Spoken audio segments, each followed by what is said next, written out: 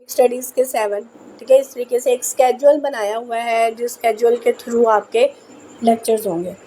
Current affairs जो हैं वो आपको वीकली बेसिस पे करवा दिए जाएंगे। करंट अफेयर्स में अब जितने भी करंट इश्यूज़ वगैरह हैं, ठीक है, जो भी साथ साथ कोई प्रेसिडेंट चेंज हो रहा है या किसी मुल्क का जो भी करंट इश्यूज़ चल रहे हैं उनसे रिलेटेड जो भी होगा वो आपको वीकली बेसिस पे प्रोवाइड कर दिया जाएगा MCQs की फॉर्म में।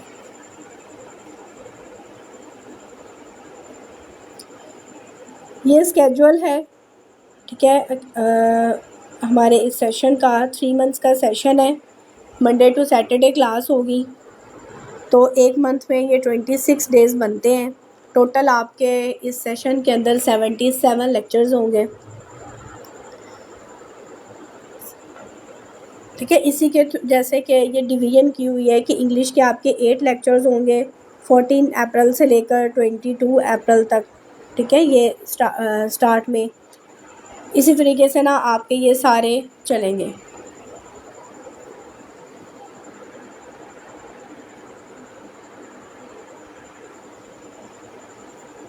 एक स्टूडेंट है अज़हर अब्बास, ठीक है। ये भी रिसेंटली केनाल पटवारी पे ये रिकमेंड हुआ है इसी ईयर। इसके अलावा मोहम्मद अली रज़ा, इसने भी जूनियर कंप्यूटर ऑपरेटर का ट्रांसपोर्ट डिपार्टमेंट में इसमें रिटर्न इसका क्लियर हुआ था, रिटर्न में मेरिट बना था।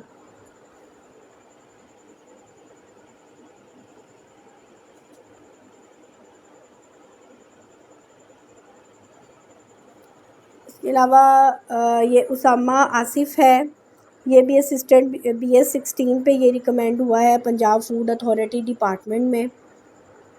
उसकी भी इसी साल रिकमेंडेशन हुई है BS 16 में पंजाब फूड अथॉरिटी डिपार्टमेंट में, और ये उसकी फ़र्स्ट अटैम्प्ट थी।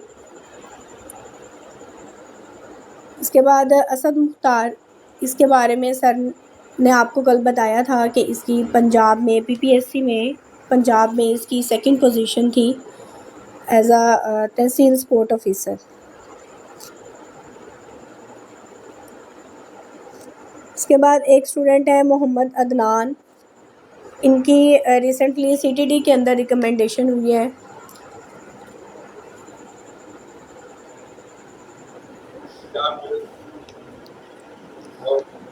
इसके अलावा एक स्टूडेंट है उसामा वलीद, इनकी भी CTD के अंदर ही रिकमेंडेशन हुई है। हमारे सेशन के 3 स्टूडेंट्स जो हैं 3 to 4 स्टूडेंट्स जो हैं वो CTD के अंदर रिकमेंड हुए थे। इसी तरह शराज असलम है, इनकी भी ये फ़र्स्ट अटैम्प्ट थी और ये भी CTD डिपार्टमेंट में रिकमेंड हुए।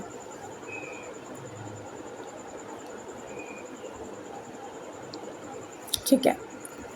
अच्छा, बाकी सर ने कल आपको इंग्लिश, एवरीडे साइंस और जनरल नॉलेज, बाकी मतलब सब्जेक्ट्स की आउटलाइन बताई थी, उसके बारे में सारा आपको बताया था कि कहाँ कहाँ से क्वेश्चंस आते हैं और किस तरीके से पास पेपर्स के अंदर उन सब्जेक्ट्स में से क्वेश्चंस आए हुए हैं। तो बाकी जो सब्जेक्ट्स रह गए थे उन्हें आज मैं कवर करूँगी। तो सबसे पहले हम देखते हैं इंडो पाक हिस्ट्री, ठीक है। ये बड़ा इम्पोर्टेंट कहने के सब्जेक्ट है। इसमें से इंडो पाक हिस्ट्री है, ठीक है, इसमें हिस्ट्री आ जाती है। उसके बाद 1947 के बाद हमारे मतलब पाकिस्तान अफेयर्स को भी हमने इसके अंदर कवर करना होता है। तो कई पेपर्स में इसमें से 20 से ऊपर क्वेश्चंस भी आ जाते हैं, तो ये बड़ा इम्पोर्टेंट पार्ट है। इसमें अगर हम देखें हिस्ट्री बिफोर 1857, ठीक है, 1857 से पहले की अगर हम हिस्ट्री देखें तो उसमें हमने ये सारे टॉपिक्स कवर करने होते हैं, जिसमें सबसे पहले तो हमने सिविलाइजेशंस को देखना होता है, मतलब कैसे आबादी मतलब होना स्टार्ट हुई, ठीक है। इसके अंदर हमारे पास मेसोपोटामिया सिविलाइजेशन भी आ जाती है, ये हमारी ओल्डेस्ट सिविलाइजेशन है, ठीक है। और काइंडली अपने माइक्स ऑफ रखें।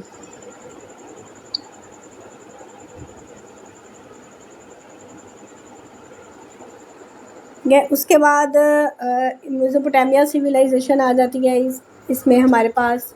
इसके अलावा जो है वो इंडस वैली सिविलाइजेशन आ जाती है।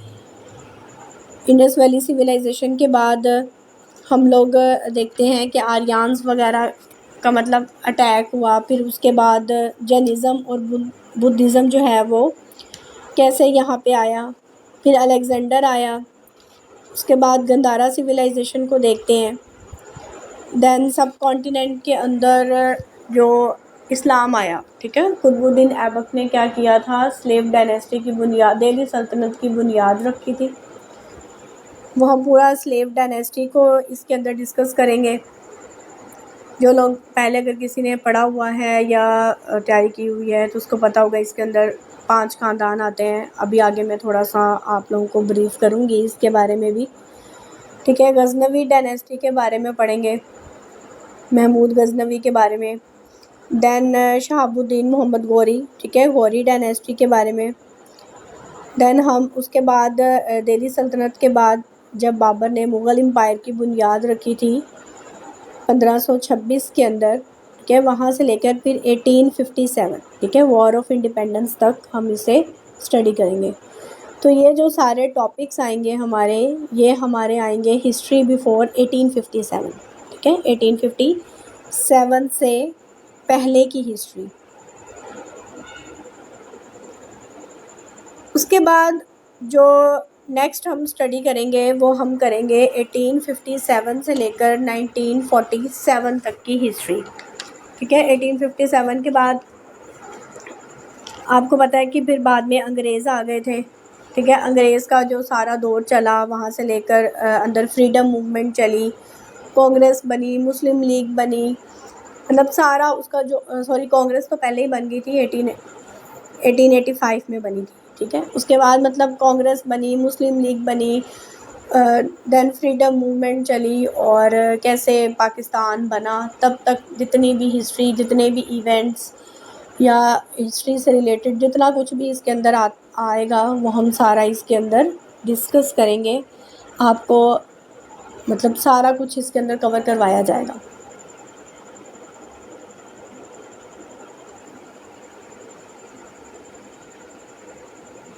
देन फिर हमारा इसका पार्ट आता है पाकिस्तान अफेयर्स का, मतलब 1947 से लेकर 2025 तक फिर हम ये सारा कवर करेंगे।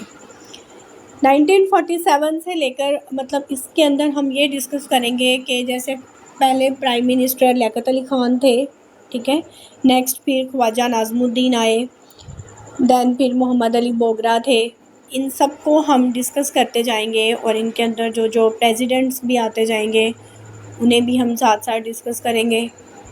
इसके अलावा इनके टेन्योर में, जैसे लियाकत अली ख़ान के टेन्योर में या मोहम्मद अली बोगरा के टेन्योर में जो जो इम्पोर्टेंट इवेंट्स थे उन्हें भी हम इसके साथ कवर करेंगे इन लेक्चर्स में। साथ साथ जैसे मैंने आपको बताया कि प्रेसिडेंट्स को भी डिस्कस करते जाएंगे कि जैसे कोई प्रेसिडेंट चेंज हो रहा था या प्राइम मिनिस्टर चेंज हो रहा था, इलेक्शंस हुए, सेंसस हुए, ठीक है, मरदमशुमारी हुई, वो सारा डिस्कस करेंगे। इसके अलावा जो मार्शल लॉज लगे, टोटल 4 मार्शल लॉ लगे, ठीक है, उनमें भी हम सारा डिस्कस करेंगे कि कौन सा मार्शल लॉ जो है वो कब लगा और कब ख़त्म हुआ और किसने लगाया। ये सारा हमने पाकिस्तान अफेयर्स में कवर करना है। इसके साथ साथ जो पाकिस्तान के कॉन्स्टिट्यूशंस हैं 56 का, फिर 62 का, फिर 73 का, उन्हें भी हम जो है वो डिटेल के साथ डिस्कस करेंगे।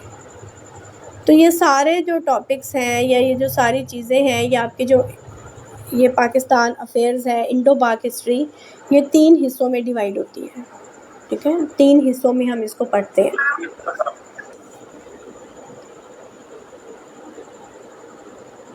अच्छा, जैसे अब पाकिस्तान अफेयर्स में अब हम थोड़ा लाउडली बोलते हैं, आपकी आवाज़ बहुत कम आ रही है। आवाज़ मेरी बहुत कम आ रही है, सबके पास ये इशू है? नहीं बिल्कुल ठीक आ रही है आपकी वॉइस। अच्छा, आई थिंक आपका कोई इशू होगा, किसने कहा है?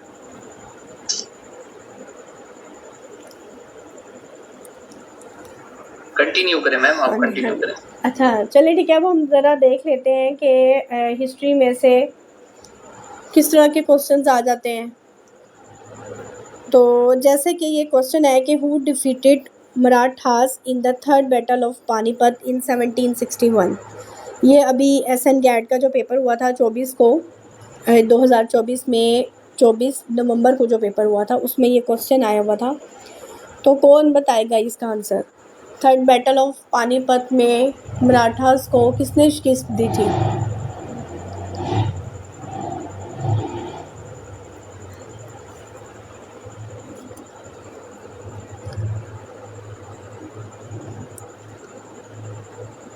शेरशाह सूरी तो नहीं है।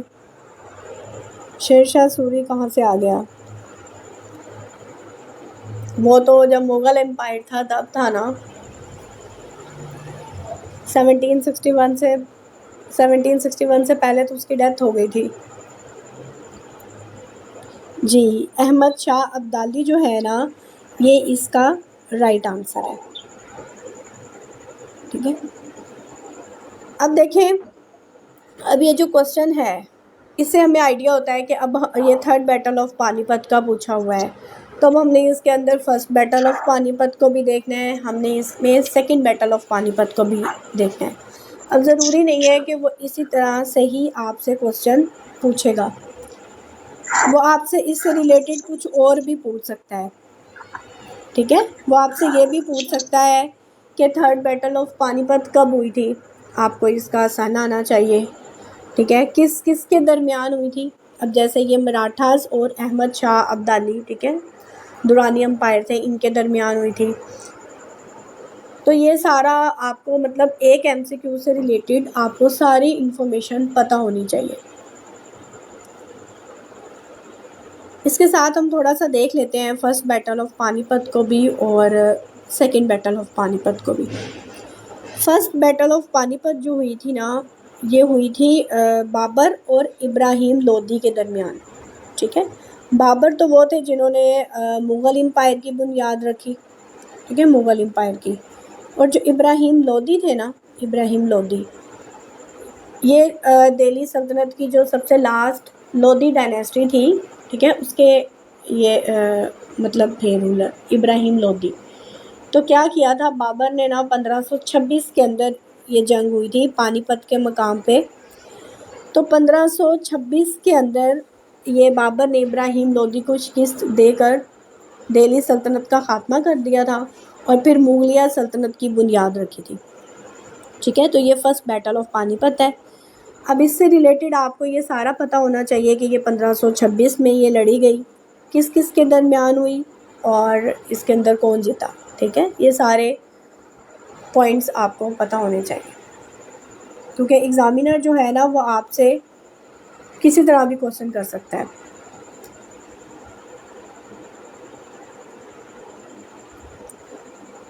इसके अलावा जो सेकंड बैटल ऑफ पानीपत जो हुई थी, ये हुई थी अकबर, ठीक है, जो अकबर था मुग़ल एम्पायर का किंग, थर्ड किंग, और हिमू के दरमियान हुई थी। ये हिंदू किंग था। तो ये हुई थी 1556 के अंदर। इसमें अकबर जीत गया था। जब हम इंशाल्लाह हिस्ट्री पढ़ेंगे ना, तो ये मैं आपको सारी चीज़ें ये डिटेल से पढ़ाऊँगी।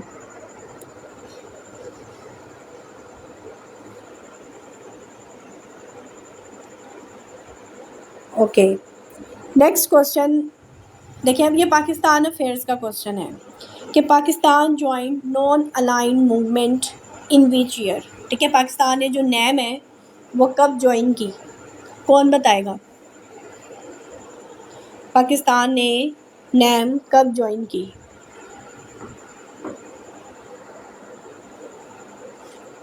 हाँ जी बताएं जी। 1979 इसका राइट आंसर है।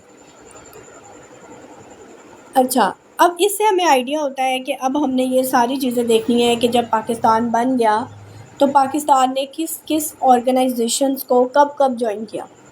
PPSC ने कई पेपर्स में क्वेश्चन पूछा है, जैसे ऑर्गेनाइजेशंस सर ने आपको कल बताया होगा कि जनरल नॉलेज का पार्ट है वो, उसमें ऑर्गेनाइजेशंस सारी पढ़ाएंगे। तो अब पाकिस्तान जब बन गया तो पाकिस्तान बनने के बाद पाकिस्तान ने किस ऑर्गेनाइजेशन को किस सन में ज्वाइन किया वो भी आपको सारा पता होना चाहिए, ठीक है।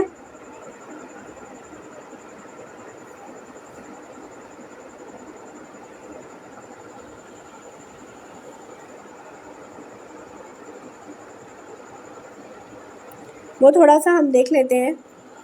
ये बड़ी इम्पॉर्टेंट चीज़ है, इसमें से कोई ना कोई क्वेश्चन हर पेपर में पूछा जाता है। जैसे कि पाकिस्तान ने जो है वो यूएनओ को, ठीक है, यूनाइटेड नेशन ऑर्गेनाइजेशन जो है, पाकिस्तान ने इसको ज्वाइन किया था 30 सितंबर 1947 में, ठीक है। पाकिस्तान बनने के बाद 30 सितंबर 1947 में पाकिस्तान ने यूएनओ को ज्वाइन किया था। अब ये सारी चीज़ें पाकिस्तान अफेयर्स का पार्ट हैं, ये हम पाकिस्तान अफेयर्स में ही पढ़ेंगे। इसके अलावा पाकिस्तान ने ILO इंटरनेशनल लेबर ऑर्गेनाइजेशन जो है, इसे भी 1947 में ज्वाइन कर लिया था, ठीक है, ILO को। इसके बाद पाकिस्तान ने जो FAO है, फूड एंड एग्रीकल्चर ऑर्गेनाइजेशन, इसे भी 1947 में ज्वाइन कर लिया था। फिर पाकिस्तान ने जो यूनेस्को है, ठीक है, इसे ज्वाइन किया था 1949 के अंदर। अब ये सारे आपको सन पता होना चाहिए कि पाकिस्तान ने किस सन के अंदर जो है वो किस ऑर्गेनाइजेशन को ज्वाइन किया था। इसी तरह पाकिस्तान ने वर्ल्ड बैंक को ज्वाइन किया 1950 के अंदर।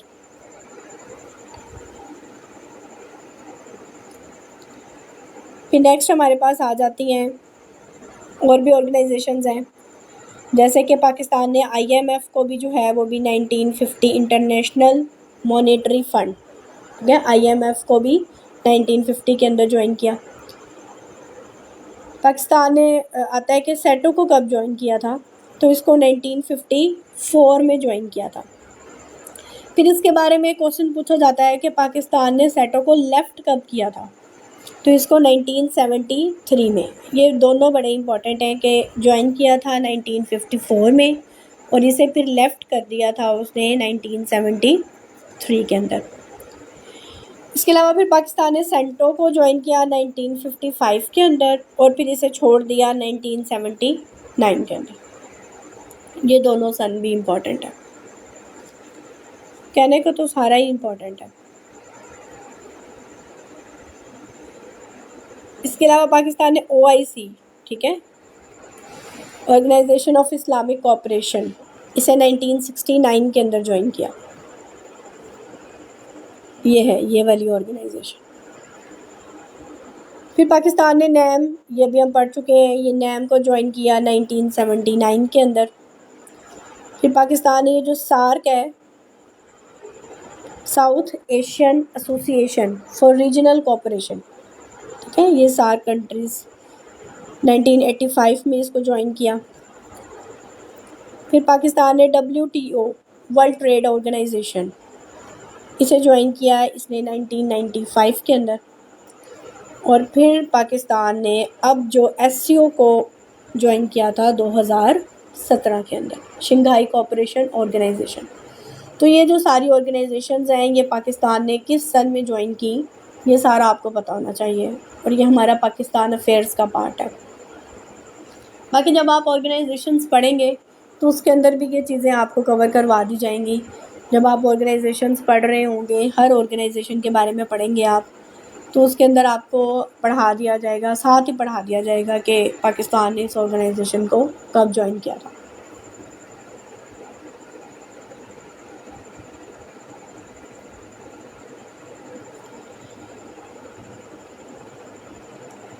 अच्छा, ये थोड़ा सा दिल्ली सल्तनत के बारे में जैसे हम पहले पढ़ रहे थे, मैंने आपको बताया ये जो दिल्ली सल्तनत है ना, ये कुतुबुद्दीन ऐबक ने इसकी बुनियाद रखी थी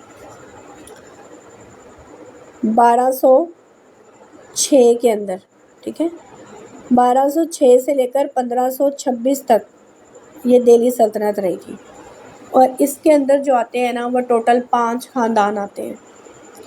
5 ख़ानदान कौन कौन से? सबसे पहला ये आता है, ठीक है, स्लेव डायनेस्टी, ये जिसको हम ममलूक डायनेस्टी भी कहते हैं, क्योंकि इसके अंदर सारे के सारे ग़ुलाम थे। कुतुबुद्दीन ऐबक इसके फाउंडर हैं। जब इंशाल्लाह हम लोग हिस्ट्री पढ़ेंगे तो उसके अंदर हम ये सारे ख़ानदान को डिटेल के साथ पढ़ेंगे कि किस ख़ानदान, किस डायनेस्टी के अंदर जो है वो कौन कौन से रूलर्स आ रहे हैं, उनका टेन्योर क्या है और उनके टेन्योर में कौन सा काम हुआ था, वो भी सारा, ठीक है। इसके अलावा जो सेकंड इसके अंदर डायनेस्टी आती है वो आती है खिलजी डायनेस्टी। खिलजी डायनेस्टी का जो टेन्योर है ना वो 1290 से लेकर 1320 तक है, ठीक है। 1290 से लेकर 1320 तक खिलजी डायनेस्टी है और अलाउद्दीन खिलजी इसके फाउंडर थे।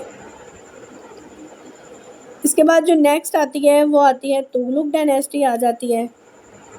तुगलक डायनेस्टी जो है इसका जो टेन्योर है वो 1320 से लेकर 1414 तक है।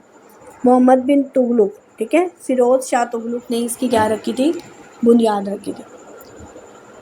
इनके फाउंडर्स के बारे में पेपर में कई दफ़ा पूछा गया है, ठीक है। हर डायनेस्टी के फाउंडर के बारे में क्वेश्चन आया हुआ है, टेन्योर के बारे में भी क्वेश्चन आया हुआ है। नेक्स्ट इसके अंदर सैयद डायनेस्टी आ जाती है। सैयद डायनेस्टी का जो टेन्योर है वो 1414 से लेकर 1451 तक है और खिज़र खान ने इसकी बुनियाद रखी थी। देन आ जाते हैं लोधी डायनेस्टी आ जाती है, ठीक है, 1451 से लेकर 1526 तक। इसके जो फाउंडर थे वो इब्राहिम लोधी थे, ठीक है, जिनके बारे में मैंने आपको पहले पढ़ाया है कि फर्स्ट बैटल ऑफ पानीपत में बाबर ने इनको शिकस्त दी थी।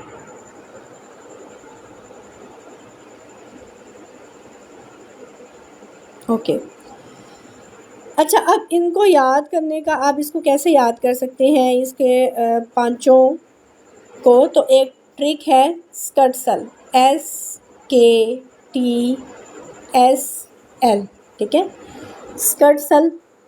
आप ये एक वर्ड याद कर लें, इससे ही आपको ये जो सारी हैं डायनेस्टीज़ उनके बारे में तैयार हो जाएगा।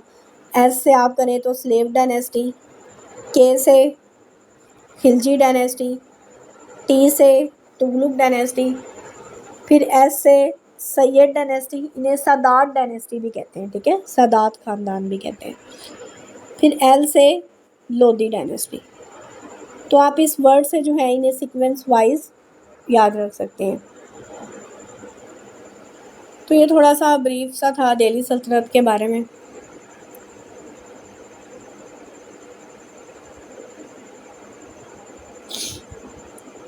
अच्छा, ये आपको ये मैंने सारा इंडो पाक हिस्ट्री और उससे रिलेटेड हमारा जो है वो सारा इसके अंदर हो गया है। आई होप सो आपको इसमें से कोई कन्फ्यूजन नहीं होगी इसके हवाले से कि आपको इंडो पाक हिस्ट्री और पाकिस्तान अफेयर्स के अंदर क्या क्या स्टडी करना चाहिए।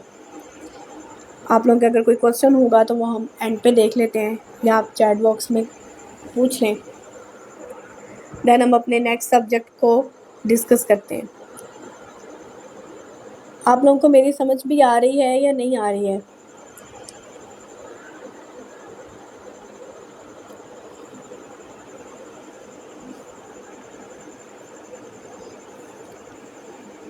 ठीक है, अगर कोई कन्फ्यूजन है, कहीं से कोई चीज़ समझ नहीं आ रही है तो आप पूछ सकते हैं।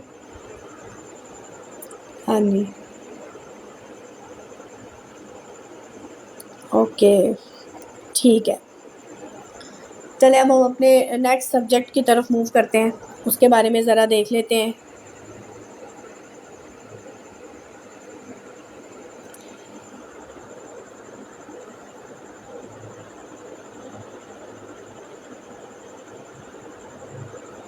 अच्छा, ट्रिक को अगेन रिपीट कर दूं। ट्रिक मैंने बताई थी स्कर्टसल, SKTSL, ठीक है। ये सारी हिस्ट्री हम इस तरह ट्रिक्स के साथ ही करेंगे। मुग़ल एम्पायर को भी हम ट्रिक्स से ही याद करेंगे, इस तरह आगे जैसे ही आएगा। तो इस ट्रिक से आप इनके खान डायनेस्टीज़ को याद रख सकते हैं। चलिए ठीक है, अब हम नेक्स्ट सब्जेक्ट को देखते हैं ज़रा। नेक्स्ट जो हमारा सब्जेक्ट है वो इस्लामिक स्टडीज़ है।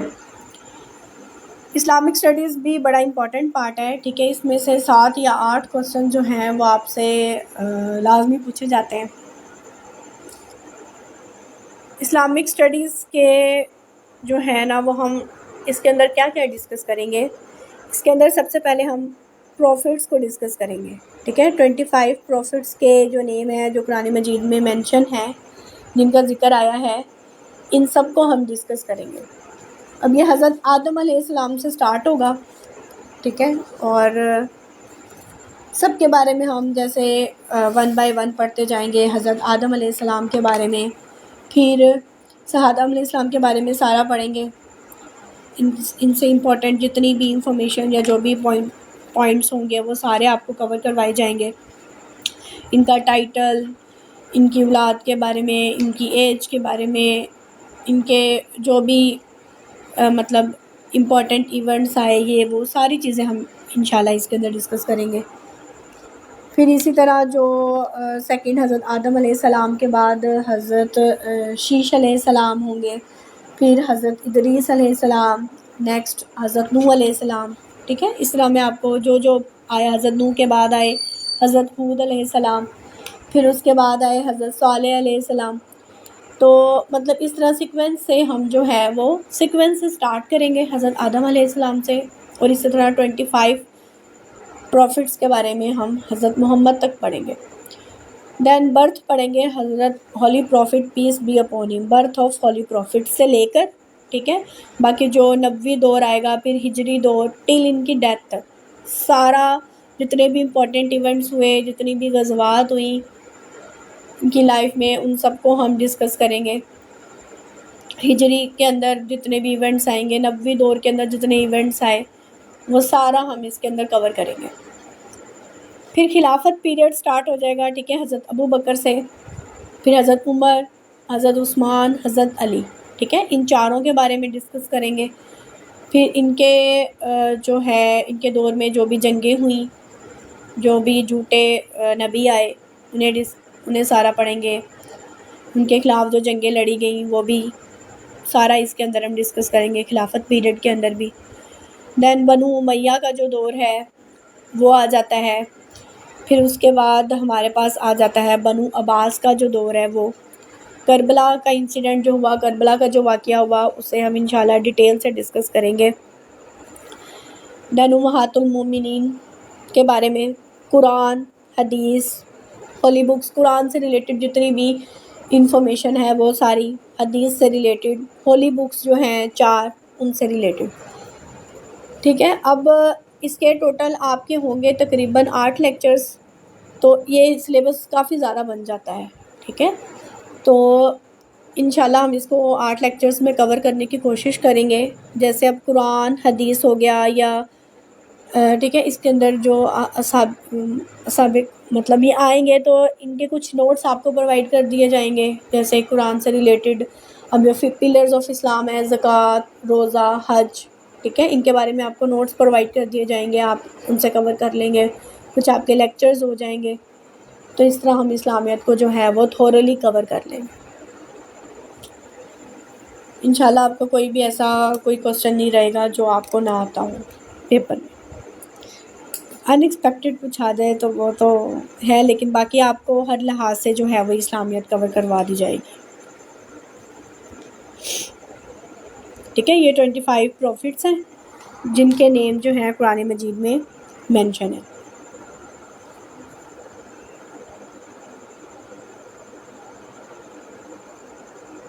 ये थोड़ा सा ये मैप है हज़रत मोहम्मद सल्लल्लाहु अलैहि वसल्लम की जो औलाद थी, ठीक है। इनकी 2 बीवियों में से, 2 वाइफ में से औलाद थी, हज़रत खदीजा में से और हज़रत मारिया में से, ठीक है। हज़रत खदीजा में से इनका बेटा था कासिम, और बाकी 4 बेटियां थी इनकी, ज़ैनब, रुकैया, उम्मे कलसूम और हज़रत फ़ातिमा, और अब्दुल्ला एक बेटा था। और हज़रत मारिया में से जो बेटे थे उनका नाम था इब्राहीम, ठीक है। तो ये आपसे पेपर में कई दफ़ा क्वेश्चन पूछ लिया जाता है कि ये जो कासिम और अब्दुल्ला थे ये किस वाइफ में से थे, या जो इब्राहीम हैं जो सन थे इनके वो किस वाइफ में से थे। तो ये उसकी डिटेल है। ये सारी डिटेल इंशाल्लाह हम लोग लेक्चर्स में भी कवर करेंगे। अच्छा, ये एक ट्रिक है जो ग़ज़वात हुई हैं, ठीक है, उसको थोड़ा सा अगर आपने याद करना हो। ग़ज़वा बदर हुई 2 हिजरी के अंदर, ग़ज़वा उहद हुई इसी तरह 3 हिजरी के अंदर, फिर ग़ज़वा रजी हुई 4 हिजरी के अंदर, इसी तरह ग़ज़वा खंदक हुई 5 हिजरी के अंदर,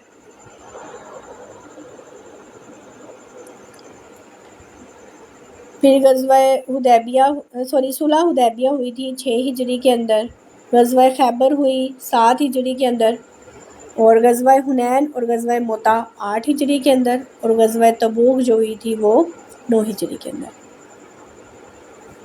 तो ये आप इसके हिजरी सन पूछ लिए जाते हैं आपसे, इन्हें भी हम डिटेल के साथ डिस्कस करेंगे तमाम ग़ज़वात को।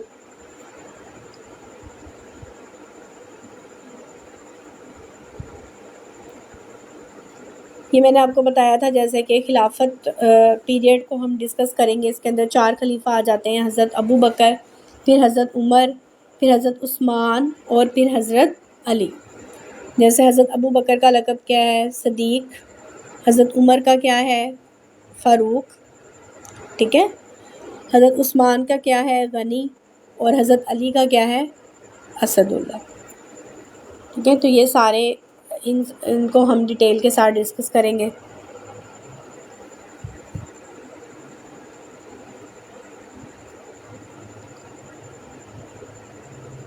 फिर आपके पास होली बुक्स हैं, 4 हैं।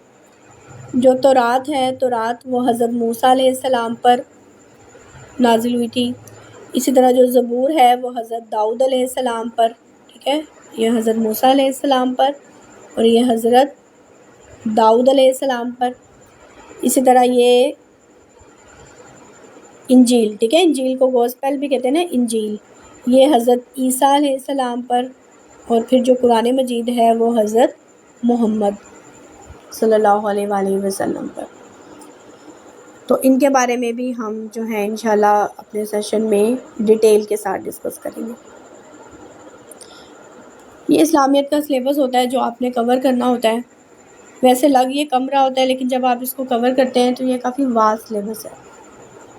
फिर भी जो आपको कुछ एक्स्ट्रा नहीं करवाया जाएगा, जो कि आपके पेपर पॉइंट ऑफ व्यू से इम्पोर्टेंट होगा, जस्ट आपको वही करवाया जाएगा, ठीक है। अच्छा, ये एक क्वेश्चन है पास पेपर का, अभी 2024 का ये पेपर है कि what is the compulsory tax on the produce of agriculture land. कौन बताएगा इसका राइट आंसर?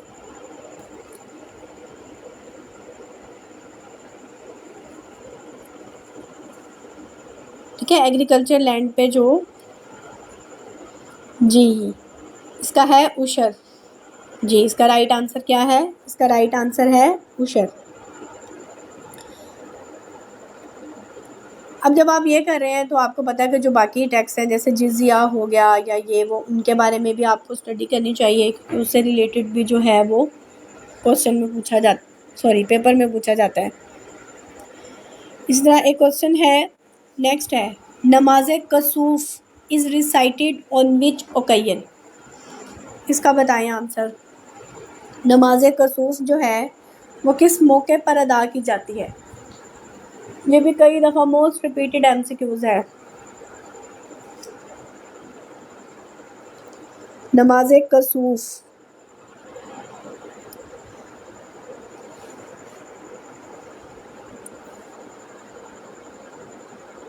नमाज कसूफ जो है, जी सही है, ये अदा की जाती है सोलर इक्लिप्स पे, ठीक है।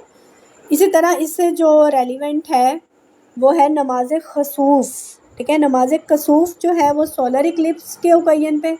एक आपसे क्वेश्चन आता है नमाज खसूफ, ये जो अदा की जाती है, ठीक है, इसके अंदर आपको H का ही डिफरेंस है, ठीक है। नमाज खसूफ ये अदा की जाती है लूनर इक्लिप्स, ठीक है, जब चांद ग्रहण होता है तो उस वक्त मतलब जो नमाज अदा की जाती है वो नमाज खसूफ, और जब सूरज ग्रहण होता है तो तब नमाज कसूफ। काफ और खे का डिफरेंस है इसके अंदर।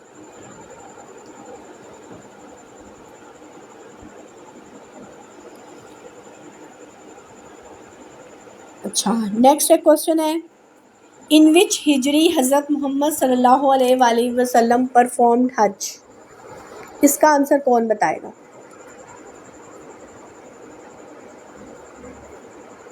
जी, 10 हिजरी। 10 हिजरी इज़ द राइट आंसर। ये 20 किसने कहा है? 20 नहीं है, 10 हिजरी इसका राइट आंसर है। ठीक है,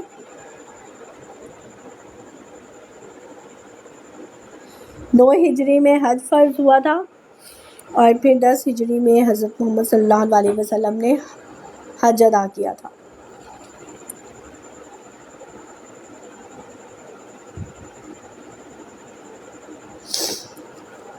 अच्छा, कौन बताएगा कि ज़कात किस हिजरी में फ़र्ज हुई थी?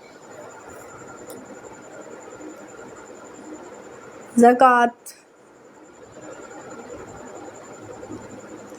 किस हिजरी में फ़र्ज हुई थी, कौन बताएगा? जी, 2 हिजरी के अंदर। गुड, ठीक है, ज़कात जो थी वो 2 हिजरी के अंदर फ़र्ज हुई थी। और रोज़ा कब फ़र्ज हुआ था? रोज़ा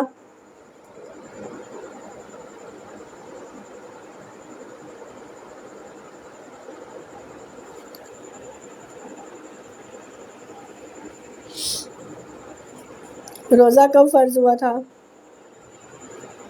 जी, रोज़ा और ज़कात, ठीक है, रोज़ा भी और जो ज़कात है दोनों ये 2 हिजरी है। ठीक है, ये दोनों 2 हिजरी है।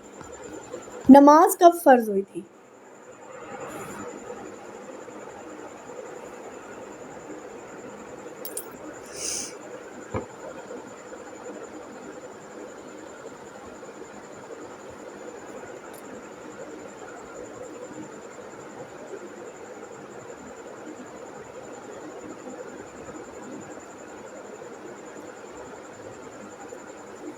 कौन बताएगा? नमाज जो है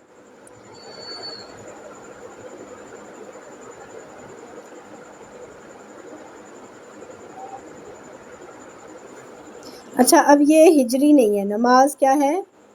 हिजरी नहीं है, ये फर्स्ट हिजरी 10 नबवी वैसे इसका ज़्यादा राइट आंसर है। ठीक है, 27 रजब 10 नबवी जो है ना, ये इसका ज़्यादा राइट आंसर है। ओके, नेक्स्ट क्वेश्चन है, the number of deserving categories for zakat in the light of Quran. Deserving categories कितनी है ज़कात की in the light of Quran?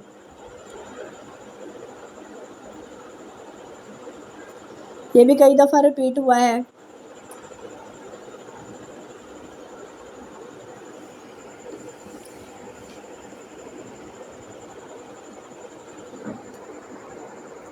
कितनी है? ये 7 नहीं है, ये 8 है। ठीक है, जिसको मसारफ़ ज़कात कहते हैं, ये 8 इसका जो है वो राइट आंसर है। ठीक है, 8 जो है ये इसका राइट आंसर है। 8 कैटेगरीज होती हैं, पुअर आ जाते हैं, नीडी उसके अंदर आ जाता है। या आपको जब ज़कात वाला टॉपिक पढ़ाएंगे तो इंशाल्लाह ये सारा साथ कवर हो जाएगा। ठीक है, अल-फुकरा, अल-मसाकीन, गरमैन, ये सारे इसके अंदर आ जाते हैं। 8 मसारफ़े ज़कात है।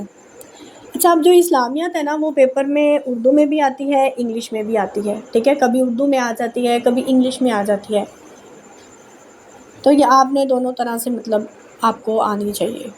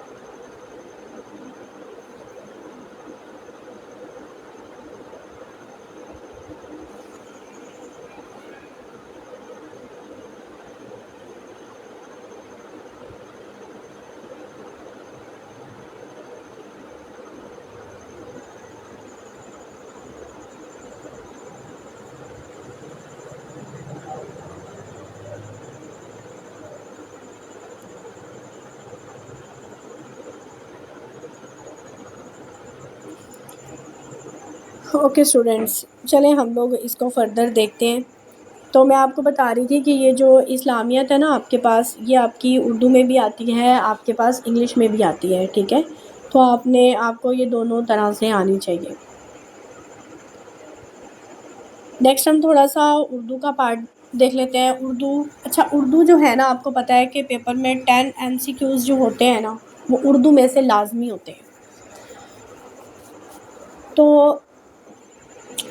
वो कह लें कि आप जितना मर्ज़ी पढ़ जाएं, वो अक्सर ऐसे लगते हैं कि ये आपने मतलब बिल्कुल भी नहीं पढ़ा, क्योंकि एमए उर्दू के लेवल तक तो आप इतना तो उसको नहीं पढ़ते हैं। उर्दू को सब कुछ मतलब सब स्टूडेंट थोड़ा सा लाइट ही लेते हैं।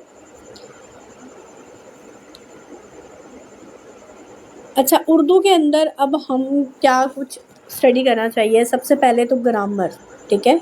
ग्रामर के अंदर सारी चीज़ें आ जाती हैं आप शुरू से, और ग्रामर का काफ़ी सारा पार्ट बन जाता है इसके अंदर।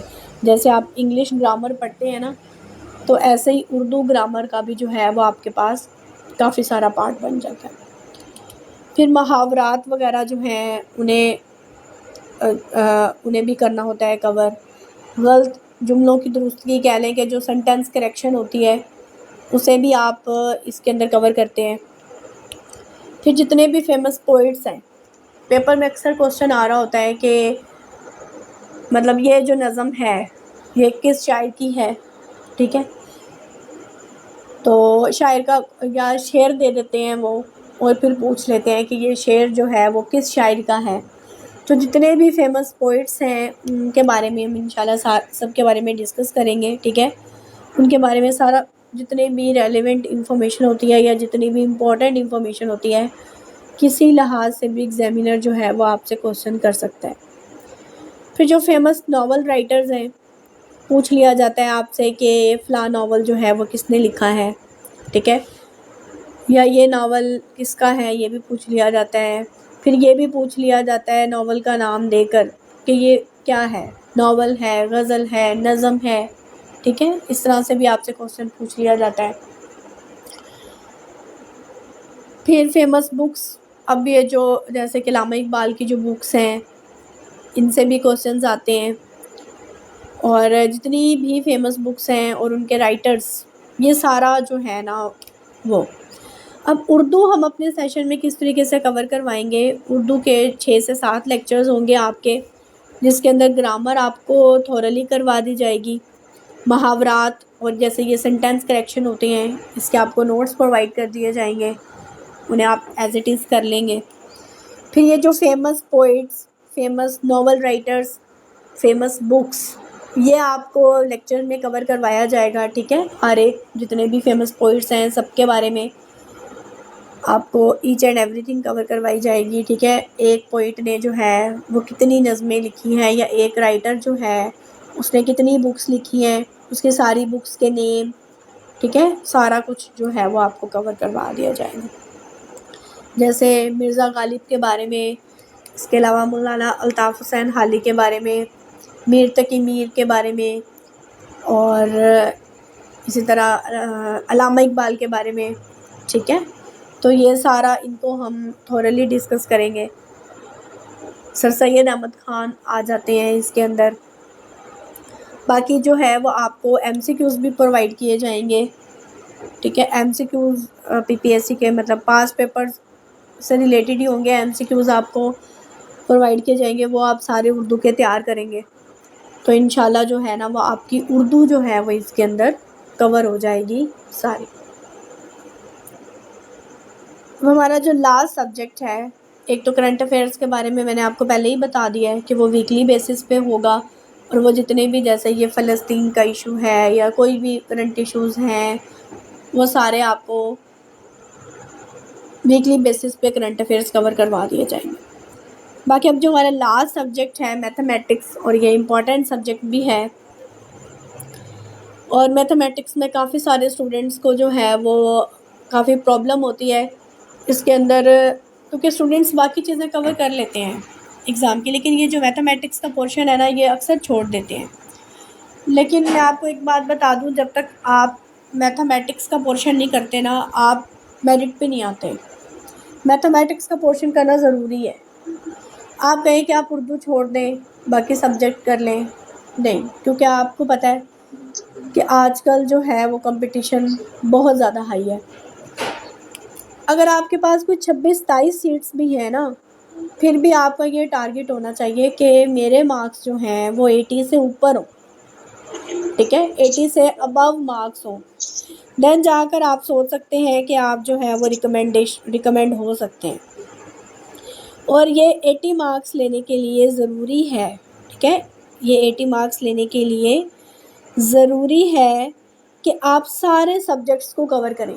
अगर आप इनमें से कोई एक सब्जेक्ट भी छोड़ते हैं ना, तो कह लें कि आप मेरिट पे नहीं आ सकते, क्योंकि ज़रूरी तो नहीं है कि आपको 100/100 ही आपका कवर होगा, या मतलब 100 आपको 100 MCQs ही आते होंगे, ऐसा कभी भी नहीं होता, ठीक है।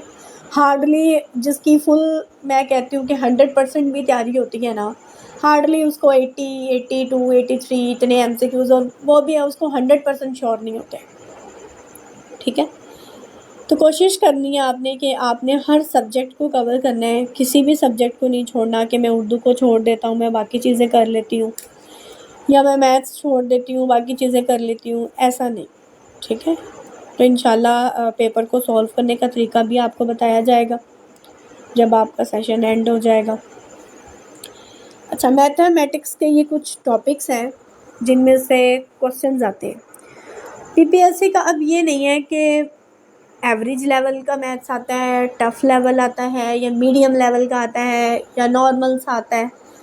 पीपीएससी के जो पेपर है ना, उसमें आप जो 14 स्केल का होगा या 12 का होगा, उसके अंदर आप कह सकते हैं कि मैथ थोड़ा सा बेसिक होता है। लेकिन जैसे ही 16 स्केल का है या 17 स्केल का है, तो उसके अंदर मैथ आपको वो टफ़ से टफ़ भी दे सकते हैं, और ईजी से ईजी भी आ सकता है। ये एग्ज़ामिनर पे बेस कर रहा होता है कि उसने किस तरह के क्वेश्चंस लिए। जैसे कि हमारे पास पहला टॉपिक है एवरेज का, ठीक है। एवरेज से रिलेटेड क्वेश्चन पूछे जाते हैं, एवरेज निकालनी होती है आपको। इसके अलावा प्रोपोर्शन से रिलेटेड क्वेश्चन होते हैं, जिसे हम इनवर्स प्रोपोर्शन कहते हैं या डायरेक्ट प्रोपोर्शन कहते हैं। इसमें से मोस्टली क्वेश्चंस आते हैं। इसके अलावा परसेंटेज में से आपसे क्वेश्चन पूछे जा रहे होते हैं। परसेंटेज बड़ा इंपॉर्टेंट टॉपिक है, ठीक है, परसेंटेज से रिलेटेड आपसे वो क्वेश्चन पूछता है। प्रोबेबिलिटी के क्वेश्चंस आते हैं, इसी तरह रेशो, ठीक है, रेशो से भी क्वेश्चन वो आपसे पूछ रहा होता है। एज प्रॉब्लम्स, ये मोस्टली पेपर्स में देखा जाता है कि इनमें से क्वेश्चंस पूछे गए हैं। प्रॉफिट एंड लॉस, इसके अलावा speed, time and distance, simple and compound interest, geometry में से भी क्वेश्चंस होते हैं और अलजबरा में से भी होते हैं। अच्छा, अब बात यह है कि ये आपको सारा कवर कैसे करवाया जाएगा। जैसे कि आपको बताया गया है कि 9 लेक्चर्स होंगे, ठीक है, 9 लेक्चर्स होंगे आपके मैथमेटिक्स के। डेली का एक टॉपिक को कवर करेंगे, और उस टॉपिक को आपको ऐसे करवाया जाएगा कि जैसे मोस्टली ना जो 2024 के पेपर्स हैं ना, पास्ट पेपर्स, उनमें कुछ न्यू क्वेश्चंस देखने को आए हैं, ठीक है। तो हमारी ये कोशिश होगी कि जो पीपीएससी का न्यू ट्रेंड है ना, उसके मुताबिक आपको पढ़ाया जाए, उसके मुताबिक आपको कवर करवाया जाए। अगर बानिस्बत पहले के पेपर्स देखे जाए ना, तो उनमें रेपिटेशन ज़्यादा है, एमसीक्यूज़ की रेपिटेशन ज़्यादा है। लेकिन जो 2024 के पेपर्स हैं, जो 2024 में कंडक्ट हुए हैं, इनमें इतनी रेपिटेशन नहीं है, न्यू क्वेश्चंस देखने को आए हैं। जैसे मैं आपको एग्जांपल दूं, तो वैसे ही ज्योग्राफी में से क्वेश्चन है, आप लोगों ने भी शायद पढ़ा होगा कि जापान पे जो अटैक किया था, अमेरिका ने एटॉमिक बॉम्ब गिराए थे। तो आज तक हर कोई ये करता आया कि हिरोशिमा और नागासाकी पर किया, 6 अगस्त को किया, 9 अगस्त को किया। जो 6 को किया उसका नाम लिटिल बॉय था, और जो 9 अगस्त को किया वो फैट मैन था। अच्छा, कुछ स्टूडेंट्स होंगे जिन लोगों ने शायद ये भी किया होगा कि कौन सा उसने प्लेन यूज़ किया था, ठीक है। लेकिन अक्सर स्टूडेंट्स के लिए क्वेश्चन नया था कि उसने कौन सा प्लेन यूज़ किया था गिराने के लिए, एटॉमिक बॉम्ब गिराने के लिए। तो इसी तरह मतलब बात बताने का मकसद आपको ये है कि 2024 के अंदर पीपीएससी ने थोड़ा सा अपना ट्रेंड चेंज किया है, तो अब आपको हर टॉपिक को हर तरह से कवर करना होगा। इसी तरह हम कोशिश करेंगे कि आपको इंशाल्लाह ये इस न्यू ट्रेंड के मुताबिक ही आपको नोट्स प्रोवाइड किए जाएँ, ठीक है। नोट्स हमारे इंशाल्लाह अपडेटेड होंगे और मैथ्स भी आपको इसी तरह से कवर करवाई जाएगी। जैसे कोई एक टॉपिक आपको एक दिन में पढ़ाया जाएगा, तो उससे रिलेटेड पास्ट पेपर्स में जितने भी क्वेश्चंस आए हुए हैं, कोशिश करेंगे कि कोई 20 या 30 क्वेश्चंस कंपाइल किए जाएँ हर तरह से। जैसे अब ये टॉपिक एवरेज है, तो ज़रूरी नहीं है कि ऐसा ही क्वेश्चन आएगा कि वो आपको बता दे कि इतने स्टूडेंट्स हैं, इतने मार्क्स हैं, इनकी एवरेज निकाल लें। नहीं, वो थोड़ा सा टफ करके भी क्वेश्चन को दे सकता है। तो हर तरह से जिस तरह से भी पास्ट पेपर्स के अंदर क्वेश्चंस आए हुए हैं करवाएं, आपको पास्ट पेपर्स के ही क्वेश्चंस जाएंगे, ठीक है। क्लास में कोशिश की जाएगी कि आपको 10 से 15 क्वेश्चंस सॉल्व करवा दिए जाएं हर तरह से, और फिर आपको असाइनमेंट दे दी जाएगी डेली की, जिसमें आपने 10 से 15 क्वेश्चंस खुद सॉल्व करने होंगे, ठीक है। खुद आप उसकी प्रैक्टिस करेंगे, लेकिन वो वही क्वेश्चन होंगे जिससे रिलेटेड आपको क्लास में सारे कवर करवा दिए जाएंगे, ठीक है, उन्हीं से रिलेटेड होंगे। और डेली बेस पे आपका इसका टेस्ट कंडक्ट होगा, और जो आप मैथ के क्वेश्चन सॉल्व करेंगे वो आप अपने चेक भी करवा सकते हैं, ठीक है। वो आप इनबॉक्स में हम आपके लिए अवेलेबल हैं, ठीक है। ग्रुप भी ओपन कर दिया जाएगा, आप उसमें भी अपना शेयर कर सकते हैं, या आप इंडिविजुअली भी शेयर कर सकते हैं मेरे साथ अपना क्वेश्चंस वगैरह सॉल्व करके। जो नहीं होगा सॉल्व वो भी मैं नेक्स्ट क्लास में करवाऊँगी, या फिर मैं आपको इंडिविजुअली भी बता सकती हूँ, ठीक है। वो एक टाइम सेट हो जाएगा। तो सारे जो टॉपिक्स हैं ना, वो आपको मैथमेटिक्स के इसी तरीके से ही कवर करवाए जाएंगे, ट्रिक्स के साथ, इजी मेथड के साथ। इंशाल्लाह आपको मुश्किल नहीं होगी। कुछ क्वेश्चंस मैंने आपको वैसे सॉल्व भी करवाने थे, लेकिन थोड़ा सा टाइम भी हो गया है, कुछ टाइम वो नेटवर्क का इशू हो गया, कुछ पहले प्रॉब्लम्स हो गई, तो क्वेश्चंस हम सॉल्व नहीं कर रहे हैं। अच्छा, अब थोड़े से ना कुछ ऐसे क्वेश्चंस बच्चे हैं जिन्होंने एएसएफ के ऊपर अप्लाई किया हुआ है, ठीक है। तो वो बार बार यही मैसेजेस कर रहे थे कि मैडम क्या आप लोग एएसएफ की तैयारी करवाएंगे। अच्छा, एएसएफ का ये सिलेबस है जिन स्टूडेंट्स ने अगर एएसएफ के ऊपर अप्लाई किया हुआ है, तो इसमें आप देख सकते हैं कि इंग्लिश आपकी 20 मार्क्स की है, ठीक है। पार्ट 2 में आपके पास ये मैथमेटिक्स के क्वेश्चंस आ जाते हैं। बाकी उन्होंने आपसे करंट अफेयर्स का कहा हुआ है, फिर पाकिस्तान अफेयर्स और इस्लामिक स्टडीज़ है, बेसिक लेवल का नॉलेज है, मतलब जनरल नॉलेज है, उसमें आपकी जियोग्राफी भी आ जाएगी और हिस्ट्री भी आ जाएगी। और फिर जो एक है ना, वो है security measures to maintain law and order, मतलब आपने एएसएफ के जो रूल्स हैं या एएसएफ के जो एक्ट हैं वो भी सारे इसके अंदर करने हैं। तो जो ऐसे स्टूडेंट्स जिन लोगों ने एएसएफ, जो ये भी एफपीएससी की सीट्स आई थी, एएसएफ इंस्पेक्टर के लिए अप्लाई किया हुआ है, तो इसके इसी सेशन में ही उसकी तैयारी हो जाएगी। सिर्फ उसका एक एडिशनल क्या होगा, ये एएसएफ के रूल्स और एक्ट वगैरह होंगे, तो वो उसको करवाए जाएंगे इसी सेशन के अंदर, ठीक है। बाकी स्टूडेंट्स को तो नहीं करवाए जाएंगे, लेकिन जो एएसएफ वाले स्टूडेंट्स होंगे उन्हें करवाए जाएंगे, बाकी उनका बाकी स्टूडेंट्स के साथ ही कवर हो जाएगा। इसी तरह जैसे अभी रिसेंटली पीपीएससी की जो पोस्ट आई है असिस्टेंट रजिस्ट्रार कोऑपरेटिव सोसाइटीज़ की, ठीक है, ये 29 पोस्ट है, और एक लेडी लेडी रजिस्ट्रार की भी है, उसकी एक सीट है। अभी इसकी लास्ट डेट 17 अप्रैल है। तो इसका भी आपको पता है कि इसके 4 पेपर्स हैं। तो कुछ ऐसे स्टूडेंट्स का क्वेश्चन था कि क्या इस सेशन में हमें ये चारों पेपर्स कवर करवाए जाएंगे। तो ये आप लोगों के लिए कह लें कि एक ऑफ़र है, एक फ्री ऑफ़र है, ठीक है, कि आपको ये चारों पेपर्स कवर करवाए जाएंगे। मतलब जो जीके तो कवर होगा ही इसी सेशन के अंदर, और जैसे सर ने कल अनाउंस किया था कि वो इसी सेशन के अंदर इंग्लिश एसे की फ्री क्लासेस देंगे, ठीक है। तो इंग्लिश एसे एंड कंपोजिशन आपका उसी में कवर हो जाएगा। उर्दू, ऐसे स्टूडेंट्स जो इस पोस्ट पे अप्लाई करेंगे तो उनका उर्दू एसे एंड कंपोजिशन का पेपर भी हो जाएगा, और जो ये हिस्ट्री है, history of the cooperative movement and cooperative, ये भी आपको सारी करवाई जाएगी, ठीक है। तो मतलब इसी सेशन में आपका इसी का सिलेबस भी कवर हो जाएगा जो जिन स्टूडेंट्स ने इसके लिए अप्लाई किया होगा। बाकी तो सिंपल अपना जनरल जीके ही करेंगे। आई होप सो आपके सारे डाउट्स क्लियर हो गए होंगे और आपको मेथडोलॉजी भी समझ आ गई होगी। बाकी अगर आपका कोई क्वेश्चन है तो कर लें, बाकी मैंने अपनी तरफ से सारा आपको एक्सप्लेन कर दिया है।